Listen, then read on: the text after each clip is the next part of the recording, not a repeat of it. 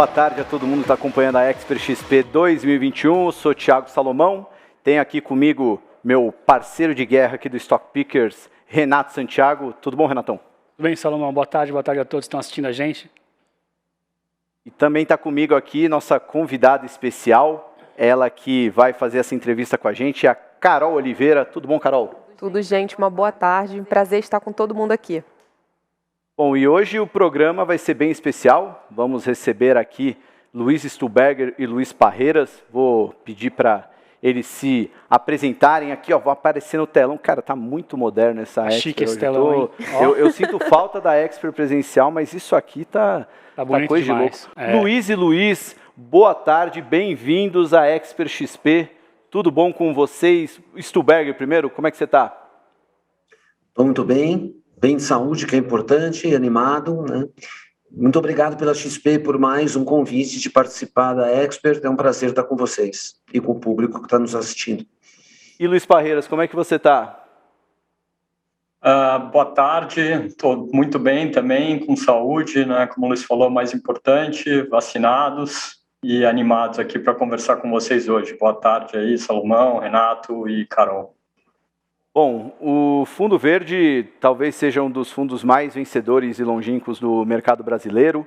O Luiz Stuhlberger é o gestor e o fundador do Fundo Verde, fundo que carrega esse nome por causa de três paixões do Luiz, né? O mercado de dólar, o mercado de commodities e também o Palmeiras, time que carrega a cor verde. Hoje faz aniversário, então inclusive uma data muito especial para o Fundo Verde, para o Stuhlberger e todos os palmeirenses. E hoje a gente vai falar, não obviamente, da história do Fundo Verde, mas o que eles estão olhando daqui para frente. Mas o Fundo Verde, ele nasceu em 97 e tem uma rentabilidade absurda, são mais de 18.000% de retorno nesse período, e nos 24 anos de história, o fundo venceu o CDI, que é o índice de referência, em 21 deles, e em apenas um ano ele teve rentabilidade negativa, que foi no ano da crise de 2008, da crise subprime. Então, um fundo que carrega aí uma história de muito sucesso, mas daqui para frente a gente quer falar do que eles estão olhando para o mercado. E eu vou introduzir a primeira pergunta aí, meus queridos convidados, depois vocês fiquem à vontade, mas eu já queria saber como é que está a visão deles para o mercado no momento atual, que nas últimas semanas a gente teve uma azedada total, principalmente no mercado brasileiro, né? A gente descolou-se das bolsas internacionais, teve uma piora. Julho já não foi um mês muito bom, mas em agosto nosso mercado deu uma piorada. Queria saber primeiro, como é que vocês estão enxergando essa piora do mercado e sabendo que vocês já estavam com uma carteira um pouco mais leve, se vocês aproveitaram para já começar aí as compras aqui no mercado brasileiro. Começou eu? Só fazer um disclaimer, né?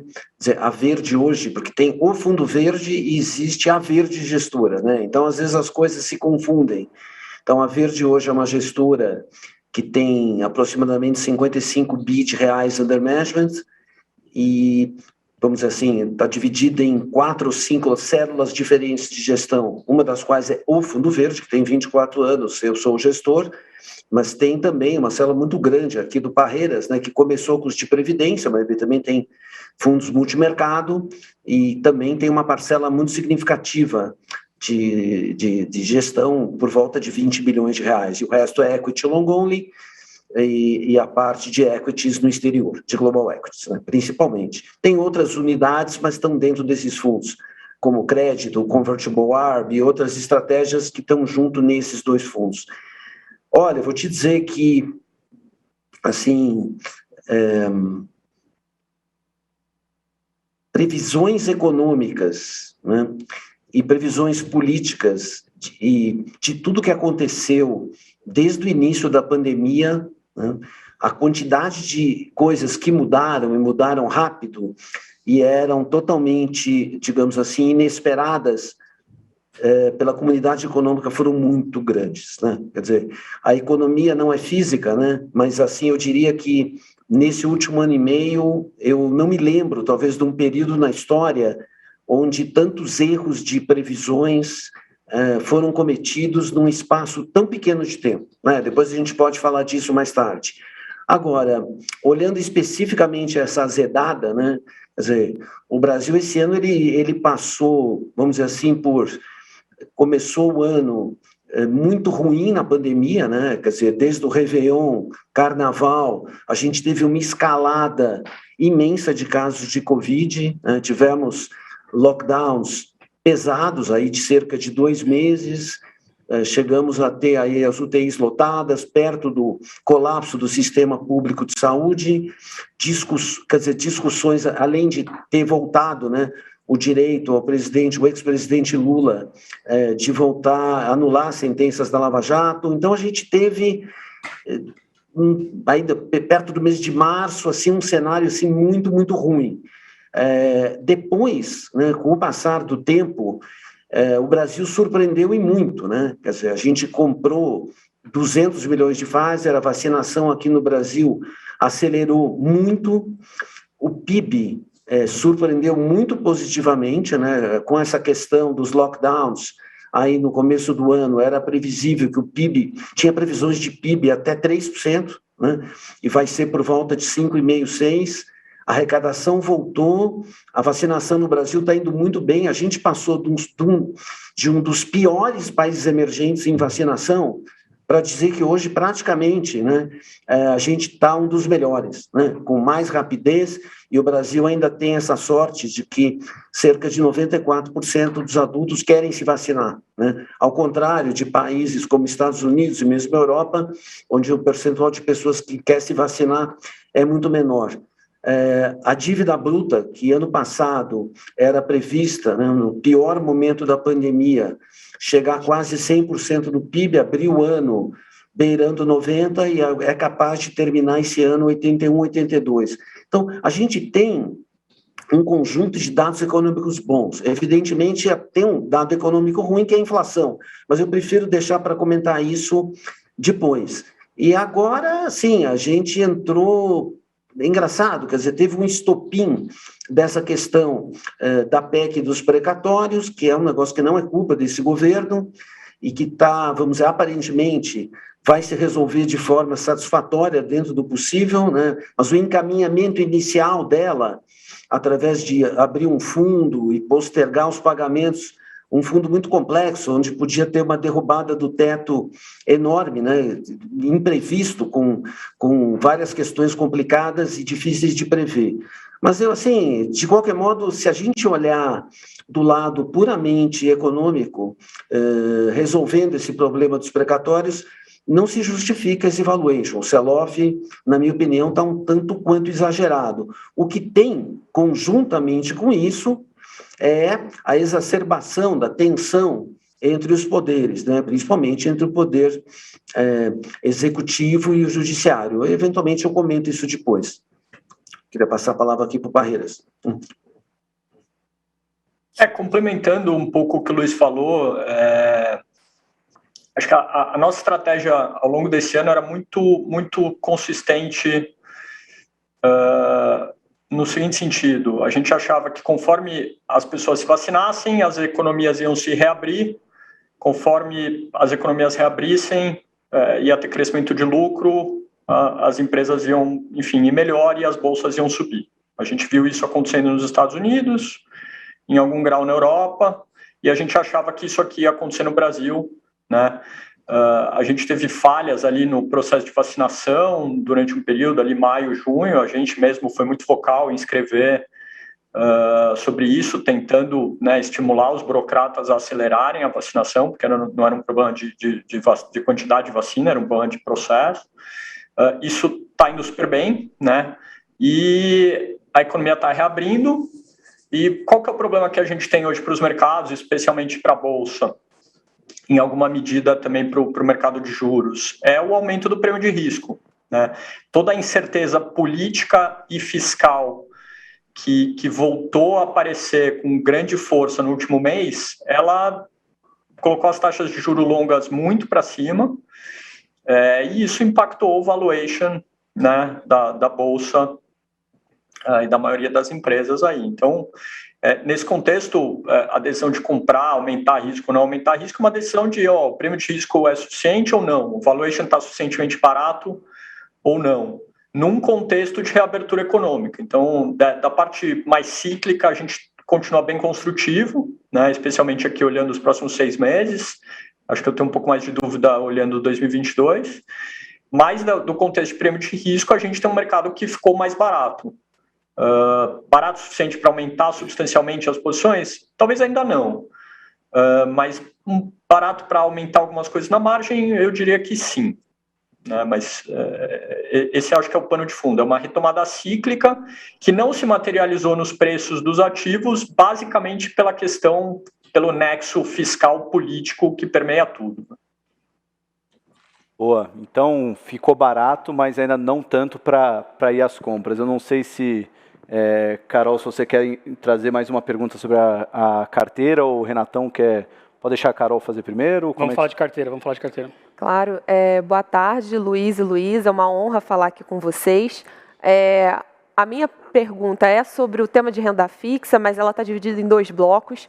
Lendo a última carta do Fundo Verde, vocês mencionam que vocês tiveram um resultado positivo via o livro de estratégias de crédito, onde eu queria até pegar um gancho de que a gente tem visto no mercado brasileiro muita captação para fundos de renda fixa, os spreads de crédito eles vêm fechando ao longo do tempo. Queria primeiro entender o que vocês enxergam de cenário de médio a longo prazo para essa estratégia dentro do fundo.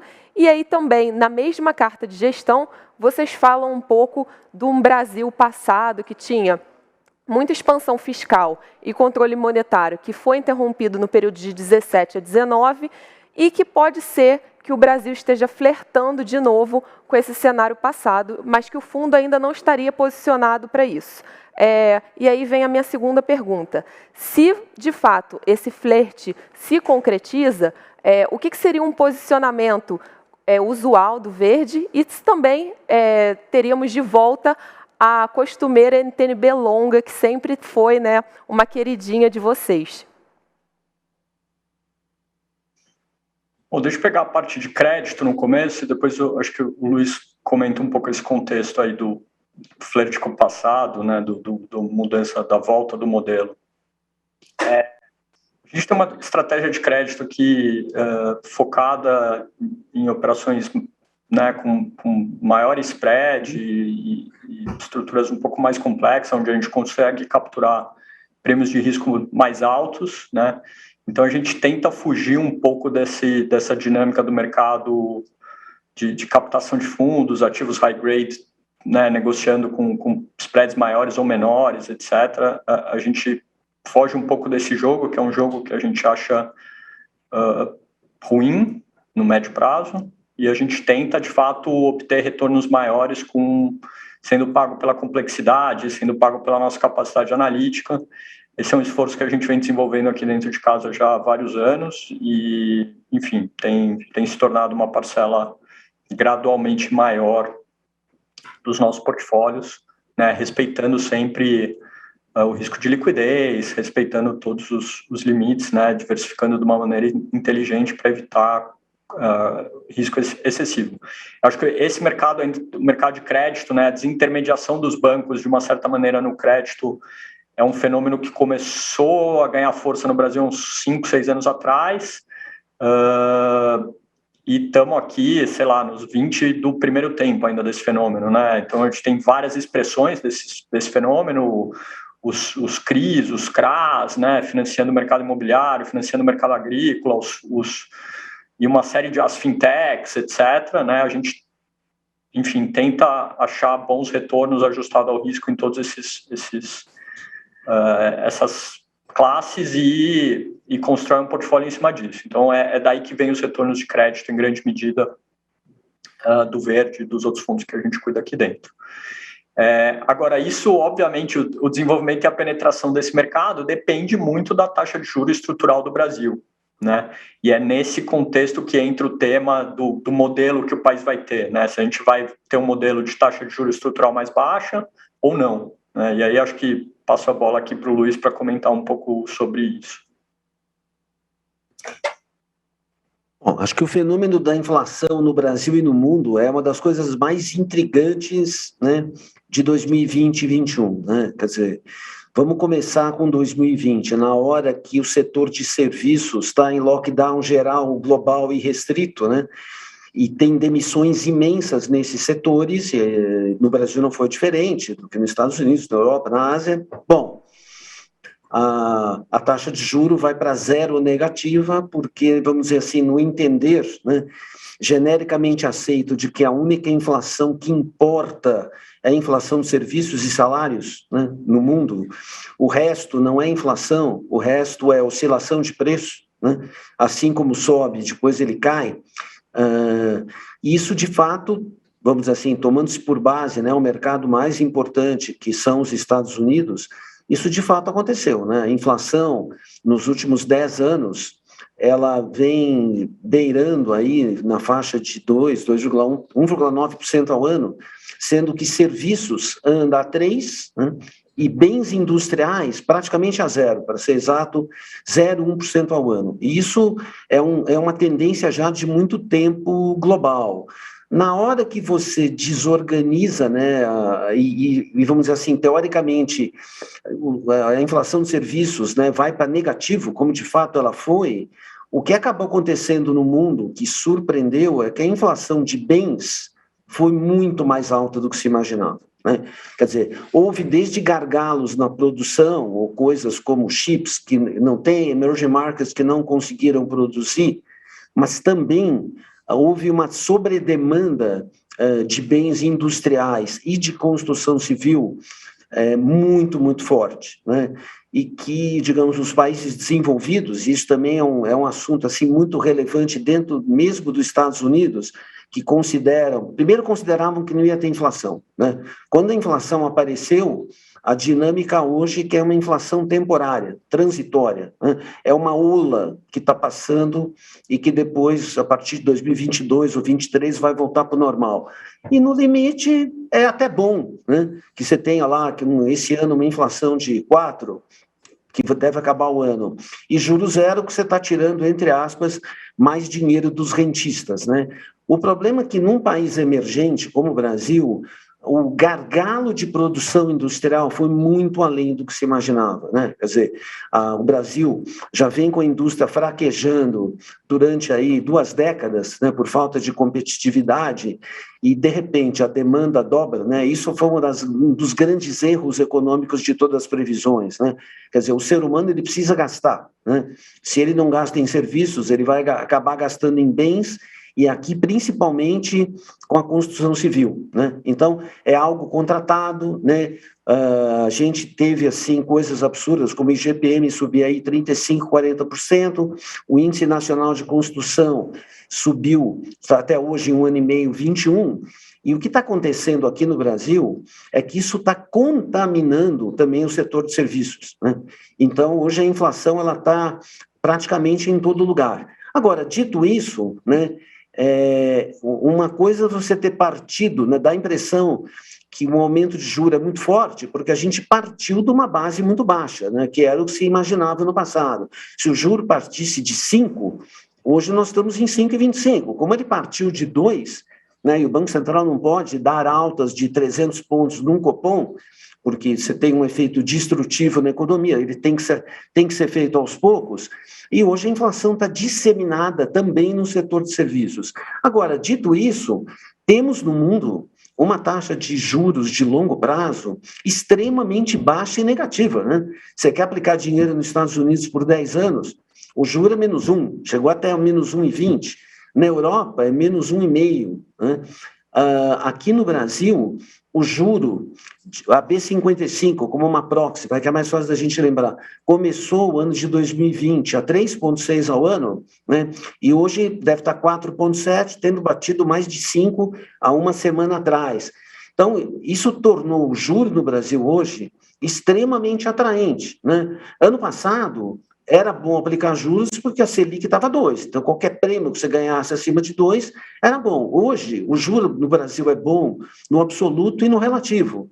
Então, eu acredito que essa variável, se o Brasil for melhor, e esses juros de longo prazo convergir para alguma coisa como 3,5 a 4, só aí, nos ativos de ações, né, ou fundos imobiliários, e dá um ganho, né, um upfront de 15%. Né? Você tem apenas 15% de ganho com uma equalização do nosso juro para um juro como estava antes da pandemia. Sem contar que o juro do Brasil, ainda assim, né, mesmo a 3,6%, 4% ao ano, um juro longo é muito alto e não se justifica no mundo de hoje. Então, assim, eu particularmente acho que nós vamos ter um período de catch-up inflacionário que vai durar talvez um ano ainda, um ano e pouco, mas com problema de energia, né?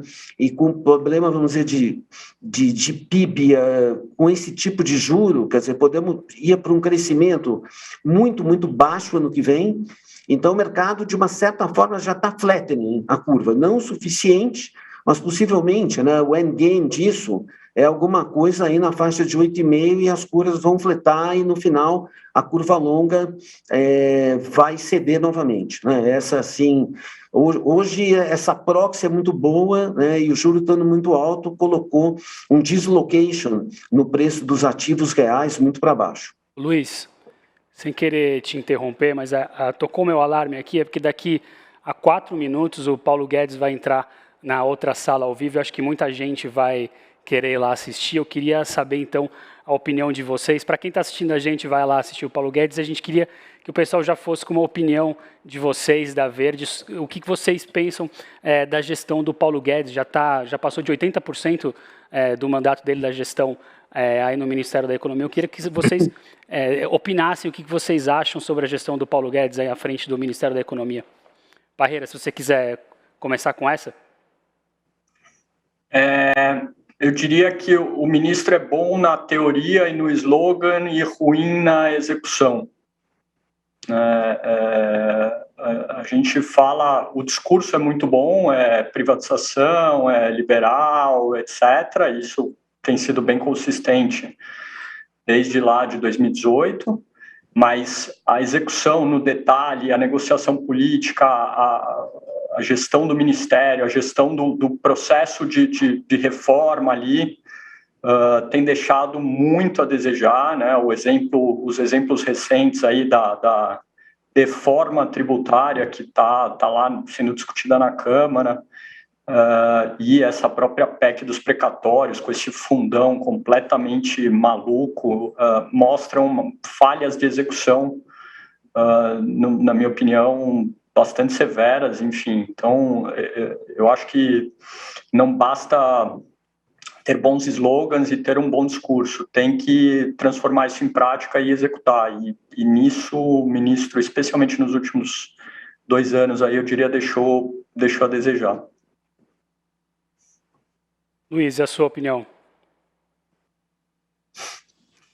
Olha, a gente tem uma impressão, digamos assim, que essa reforma tributária, vamos dizer, além de difícil de ser aprovada, né, você fazer uma reforma tributária num governo fraco, né, num presidente fraco e refém do Centrão, vai virar um negócio perigosíssimo no Congresso, porque os lobbies, né, de todos os setores, quer dizer, Carlos, ninguém quer que o seu setor seja prejudicado, e é impossível, né, fazer uma reforma tributária para pegar o que todo mundo tem hoje e ser daí para melhor, né? E eu acho que essa noção de justiça e patriotismo que o Paulo Guedes fala são verdadeiras, mas a gente acha que esse momento não é o ideal. É que, assim, teoricamente, o grande ganho de trocar imposto de renda por dividendo, se você pegar aqui o core, né? Eu não tenho muita noção de que isso vai ajudar muito o Brasil, né? O que ajudaria muito o Brasil seria a simplificação tributária, né, proposta, vamos dizer, em parte da PEC 45, né, quer dizer, sem onerar o setor de serviços como era esperado, mas simplesmente a unificação dos impostos federais num único imposto já teria um ganho muito grande, né?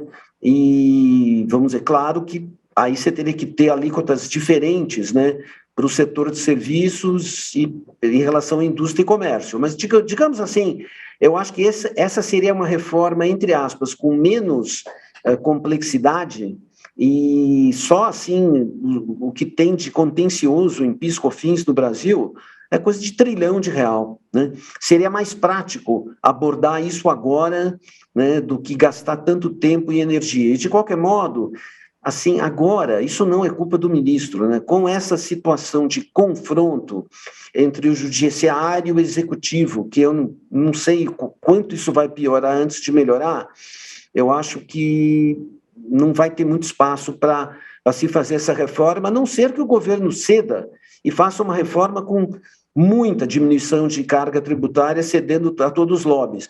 E na verdade, isso não vai ser bom para o Brasil, né? Legal, então quem está migrando aí para a palestra do Paulo Guedes já vai com o subsídio da opinião da Verde sobre a gestão. Então, bom, mas já que a gente falou de política, vamos retomar a fala de eleições agora. Então, para os Luizes, né? Parece que aqui no mercado financeiro está todo mundo de olho na eleição, como vai acontecer, né? Como o próprio Stuberger acabou de citar, a gente tem uma polarização entre os poderes e tem uma polarização entre os eleitores, né? Tem um cenário um pouco claro aí já de Lula e Bolsonaro para 2022, mas nos últimos dias aí os colegas de vocês da esquadra soltaram uma carta que deu muito o que falar aqui na Faria Lima, então, pelo menos nos grupos que a gente está, né, Salomão e Carol, de pessoas do mercado, de que eles preveem até uma eleição tranquila, pelo menos do ponto de vista de volatilidade do mercado. Eu queria saber se vocês concordam com essa visão, porque o ponto deles é que tanto o Bolsonaro quanto o Lula, num contexto de segundo turno, teriam que ir para o centro. Vocês concordam com essa visão? E se sim, vocês acham que em qual história o mercado vai acreditar dessa vez? Na do Lula no centro ou na do Bolsonaro do centro? Bom, eu acho que de história econômica, né, o Bolsonaro, até pouco tempo atrás, ele era do centro, né? Quer dizer, vamos olhar o que é proposta econômica, o que é uma proposta política, supostamente aqui de uma extrema-direita tupiniquim, né? Com aprendiz do Trump. Então, nesse sentido, né, o que a gente está vendo agora é essa vontade do presidente com propostas, digamos, populistas, né? Bolsa Família 400, provavelmente não vai sair, tá certo? Já está chegando num consenso de 300, que ainda assim é um grande ganho, né, em relação aos 190 atuais, ampliação do número de famílias significativamente, isso parece também que não vai ser possível, né? Quer dizer, você fica sempre com... Mas, assim, as palavras que saem, digamos assim, do que o presidente fala, né? Vale gás, diesel subsidiado para os caminhoneiros, quer dizer, quebra do teto. Isso seria algo que, numa situação esperada pelo mercado até pouco tempo atrás, seria um debate eleitoral que estaria aí, né, para o Lula propor essas coisas, tá certo? Mais populistas no final do ano que vem, na campanha. Então, na hora que o presidente atual também entra com propostas populistas, ainda que elas não vão se materializar, naturalmente o mercado começa a ficar um tanto quanto preocupado, né? Como é que isso vai se dar? Agora, dito isso, né, eu até adoraria que a esquadra tenha razão, né? Espero que seja o que vai acontecer, mas eu acho quase impossível, né, numa campanha, ainda que o Lula, né, tenha uma plataforma muito diferente da Dilma e muito diferente até do que foi a proposta escrita, né, pelo governo Fernando Haddad, que incluía coisas como controle social da mídia, incluía coisas como Assembleia Nacional Constituinte feita por notáveis, cancelar a reforma da Previdência, cancelar a reforma trabalhista, não sei nem mais quantas coisas citar. Nesse caso, o Lula indo para o centro, né, provavelmente tudo isso deixaria de existir. Agora, a quebra do teto, digamos, vai ser um mantra da campanha. Quer dizer, lembra que o Lula foi popular e todos dizem no tempo dele todos nós gostamos, porque subia a despesa pública em 6% ao ano, acima do IPCA todos os anos. Agora, Por que teve essa mágica que o Brasil foi tão bem naquela época? Porque a despesa subia 6 e a arrecadação subia 8. Né? Você teve certos ganhos, como boom de commodities, boom de formalização, né, e boom de crédito, que fizeram com que a aceleração do PIB e a aceleração da receita fosse um fenômeno único na história do Brasil, como é único em cada país. A gente não vai ver isso de novo, né? O Lula vai herdar um Brasil, digamos, onde a relação do custo da cesta básica dividido pelo salário mínimo está o dobro, né, do que ela já teve no melhor momento, vamos dizer, do ponto de vista de quem ganha o salário mínimo. Então, acho que a tensão que haverá de quebra do teto, a gente viu essa noção agora. Agora, tentando uma aproximação para o centro, que eu acho que poderia conquistar uma certa tranquilidade com os mercados, além de, evidentemente, colocar gente boa no Banco Central, bom, já é independente, né? Mas, enfim, continuando independente, e um bom ministro da Fazenda, o que eu consigo enxergar de melhor são premissas como, bom, o teto vai ser quebrado se a arrecadação subir, né? Então, se a arrecadação subir 6 real, o teto pode subir 3, né? Alguma coisa desse tipo, ou a discussão de que investimentos ficarão fora do teto. Eu consigo imaginar de melhor isso, né? E, evidentemente, o Lula abandonar essas premissas, né, de terminar com as reformas que foram feitas, porque acho que isso, eu gostaria que isso acontecesse, né? Então, eu diria assim, eu não tenho uma opinião formada, né, de verdade, se o preço dos ativos hoje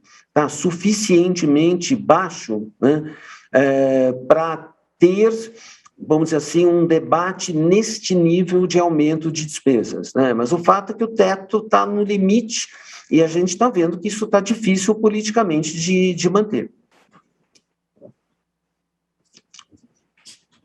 Barreira, você quer acrescentar alguma coisa? Não, fazer uma observação, 2 observações só para complementar tudo que o Luiz falou. A primeira delas é assim, a eleição está muito longe, né? Prever o futuro tanto tempo na frente, assim, eu acho que as pessoas têm um pouco de convicção demais de que essa eleição vai ser Lula versus Bolsonaro, e eu diria que o cenário é muito mais aberto. Um exemplo simples, a eleição americana foi em novembro do ano passado.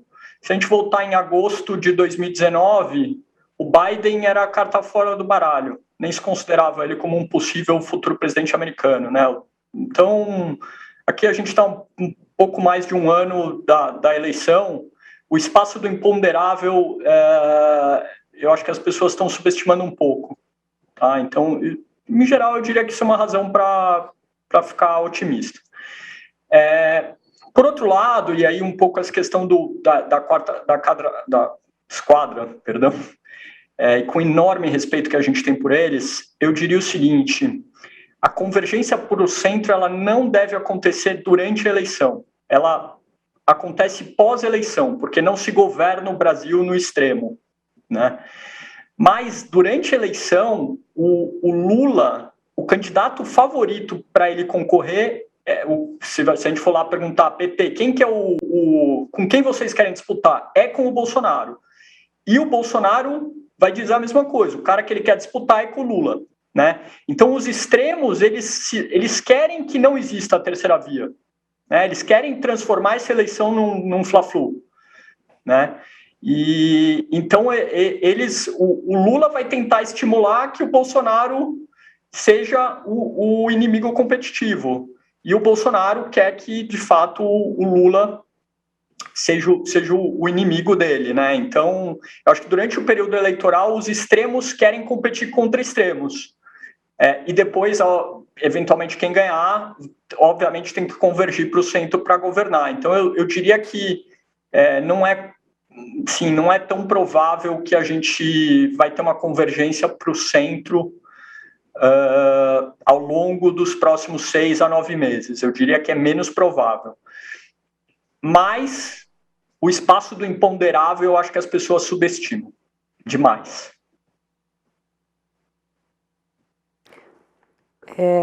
Luiz, como a gente está no final aqui da nossa conversa, queria fazer uma pergunta rápida, né, para vocês dois, de o que vocês acham que está mais próximo de acontecer? A Selic em 2 dígitos ou o dólar a 6? Bom, essa é fácil, dólar a 6. Não sei se o Luiz tem essa mesma convicção que eu. Eu tenho razoável convicção que o dólar a 6 é muito mais provável que a Selic a 10. Bom, eu acho que nenhum dos dois, né, é provável agora, a menos, não por razões econômicas, né?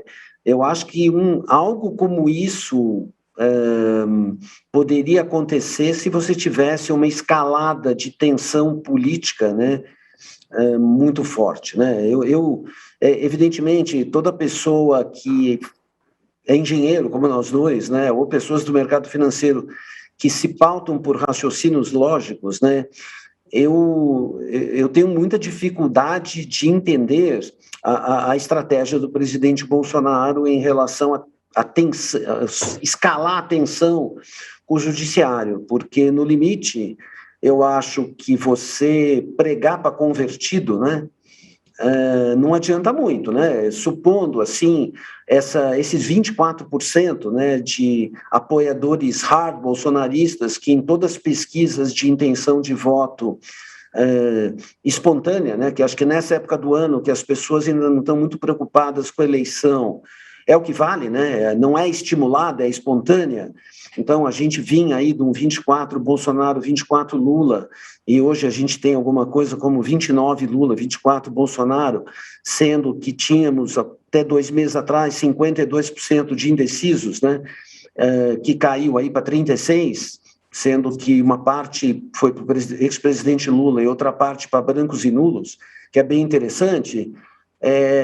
Vamos dizer, essa tensão criada pelo presidente, ele afasta o eleitor anti-Lula, né? Quer dizer, aqueles eleitores que votaram nele e que apoiam a agenda econômica e que eram antipetistas por tudo que o PT fez aqui no Brasil, né?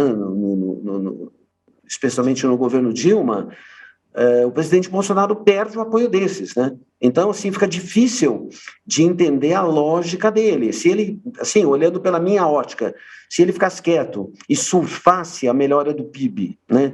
E surfasse a vacina, né? Que o Brasil está indo bem, e uma volta à normalidade, né, da Covid, um certo esquecimento, né, de tudo que foi feito no passado, naturalmente os votos dessa maioria, né, que não quer o Lula e também não é um Bolsonaro raiz, poderiam ir para o presidente Bolsonaro. Eu acho que isso agora, depois continuando essas manifestações, né, supostamente tendo o seu ápice aí no dia 7 de setembro, né, que a gente vai ver, depois do 12 de setembro tem outras manifestações, afastam, né, esse eleitor dele. Então, eu tenho muita dificuldade de entender aonde ele quer chegar, né, porque você não vai conseguir com isso ampliar o escopo de votos dele, né? Então, dito isso, assim, eu acho improvável, né, não ser que algo muito grave ocorra neste sentido de tensão política, que o dólar vá para 6, né,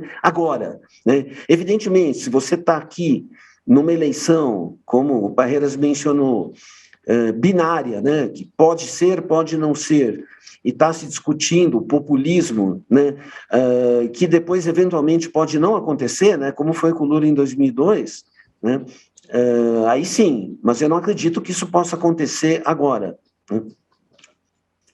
Luiz e Luiz, a gente está chegando no final, tem mais uns 5 minutinhos, então agora a gente vai fazer um formato mais ping-pong, tentar fazer o máximo de perguntas possíveis. A que eu tenho aqui para vocês é: qual o melhor ativo para se ter em carteira agora? Aí pode ter a opinião bem pessoal, né? Porque cada um tem a sua estratégia aí dentro. Então, dentro de tudo que vocês falaram, qual o melhor ativo, aquele que é indispensável para ter na carteira dos investidores agora?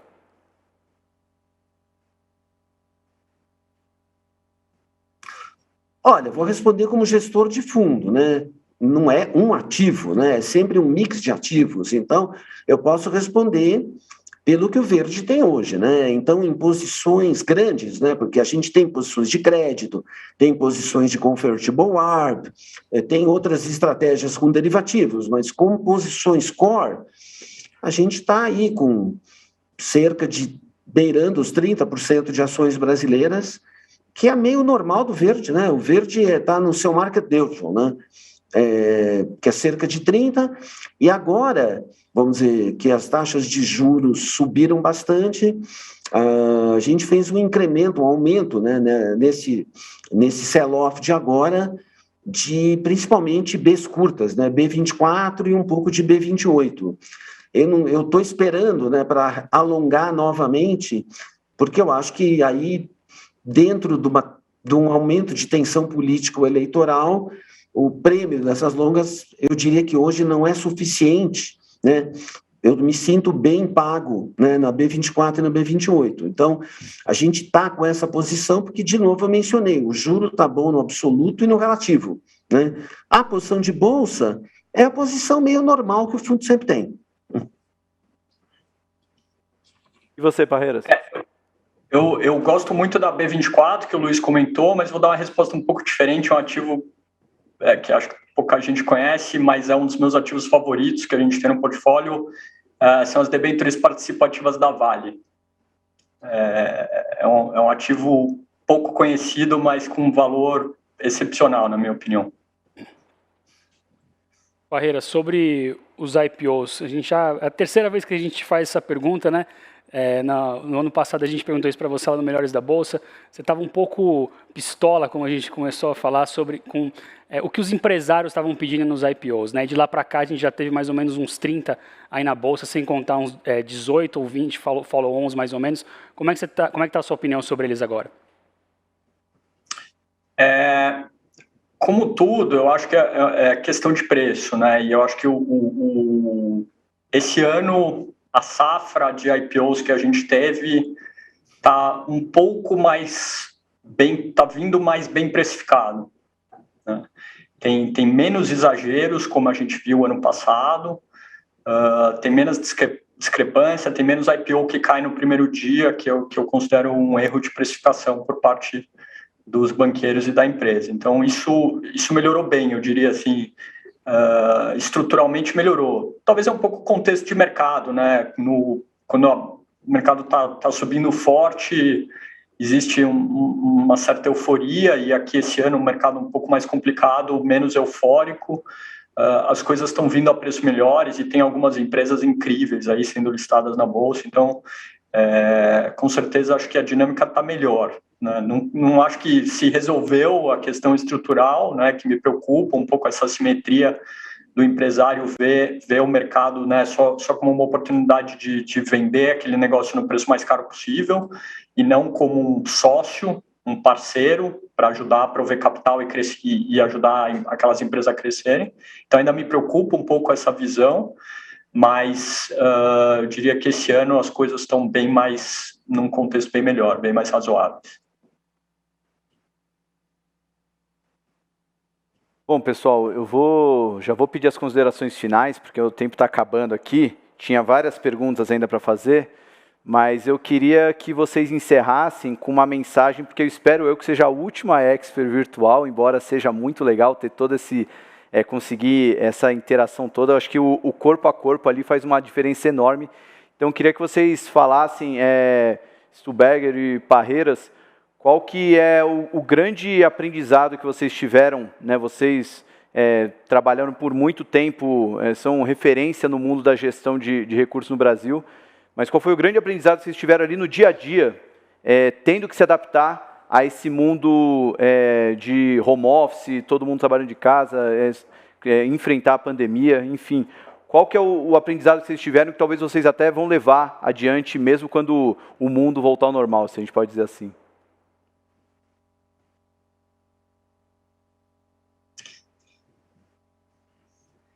Bom, deixa eu começar aqui, enquanto o Luiz vai pensando. Eu vou repetir uma coisa que eu falei numa live que eu e o Luiz fizemos com o Guilherme e o Ferreira em abril do ano passado. Uma live, acho que, né, eu pessoalmente considero um marco aí na história da própria Verde, né, até pela audiência e tal, e pelo momento. E eu falei uma coisa ali que hoje eu tenho mais convicção ainda do que eu tinha já lá em abril, mas a pandemia ensinou para a gente, acho que enquanto empresa, enquanto gestores, a importância de ter um time muito, muito bom em todas as áreas. Eu acho que isso a gente conseguiu construir na Verde. Óbvio que é um desafio permanente de ter pessoas boas, motivadas e trabalhando alinhadas em todos os momentos. Então, na hora que você precisa se readaptar e reaprender muito, ter gente talentosa, motivada e alinhada faz toda a diferença. Então, acho que isso eu tinha muita certeza, e conforme o tempo foi passando, eu tenho mais certeza ainda que a gente agora tem o desafio de voltar para o escritório, como vai ser, híbrido, não híbrido, etc. Eu diria que essa convicção no valor das pessoas para a gente é cada vez maior. Então, e num aspecto mais pessoal, a oportunidade de estar próximo das minhas filhas todo dia e esse tipo de coisa, eu acho que tem um valor. Enfim, acho que fui privilegiado, né? Porque eu tenho filhas pequenas, o Luiz acho que já não passa mais por isso, mas poder ali interagir com as minhas filhas no dia a dia, etc., me trouxe um benefício muito grande, né? Então, aquela coisa que a gente ficava no escritório das 7 às 8, etc., e trabalhando horários muito pesados, assim, esse equilíbrio que a família traz, eu acho que tem muito valor. É um aprendizado que enfim, acho que todo mundo deveria levar para frente. O benefício um pouco de também ter essa né, não basta só... Nosso trabalho é muito difícil, muito demandante em horas, então ter um pouco de equilíbrio de vida pessoal, cuidar da saúde, estar próximo da família, eu acho que é muito bom também.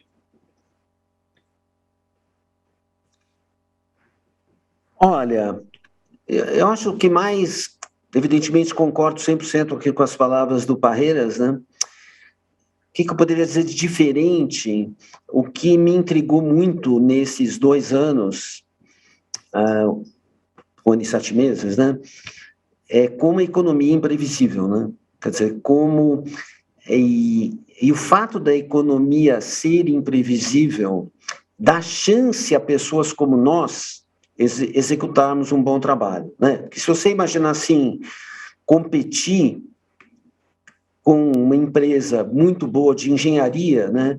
Ou muito boa de medicina, ou muito boa de tecnologia, não é fácil, né? Quer dizer, ou seja, um bocado de gente boa trabalhando junto, né? E nesse sentido a gente viu exatamente o caso da vacina, né? Como foi feito rápido, é muito difícil. Mas como a economia, as previsões erram muitas, significa que tendo uma boa equipe com muito talento e ficar observando as não linearidades, né, previstas na economia, a gente sempre, um tipo de empresa como o nosso, se esforçar e pensar fora da caixa, a gente sempre vai poder ter a chance de trabalhar, né? Você não precisa de uma estrutura enorme de pessoas para ter talento, né, para tentar fazer previsões. Basta você acertar algumas poucas vezes e errar pouco, que você terá feito um bom trabalho, né, em prol dos fundos que você gere. Né? Isso, talvez o tempo que eu fiquei em casa e as muito mais horas de leitura que eu pude ter, né? Até pelo fato de não estar perdendo tempo no trânsito, e isso, obviamente, deu um ganho, né, de tempo para trabalhar e ler mais profundamente, é algo que me deixou assim, muito intrigado e motivado ao mesmo tempo. Muito bom, quero agradecer demais aí, Luiz Stuhlberger, Luiz Parreiras, valeu demais por terem participado desse painel da Expert XP 2021. Valeu, Renatão. Valeu, Salomão. Valeu, Carol. Muito obrigada, gente. Pessoal, continuem acompanhando toda a programação da Expert e a gente se vê numa próxima. Tchau.